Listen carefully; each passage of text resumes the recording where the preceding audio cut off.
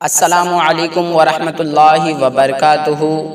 تمام مسلمانوں کو ذی الحج کا چاند مبارک ہو۔ یہ مبارک مہینہ ہمیں ایثار، قربانی اور برداشت کا درس دیتا ہے۔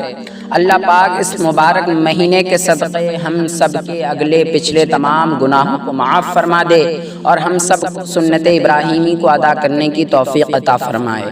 دعا ہے اللہ پاک سب کو بہت سی خوشیاں، اپنوں کا ساتھ اور پیار عطا کرے۔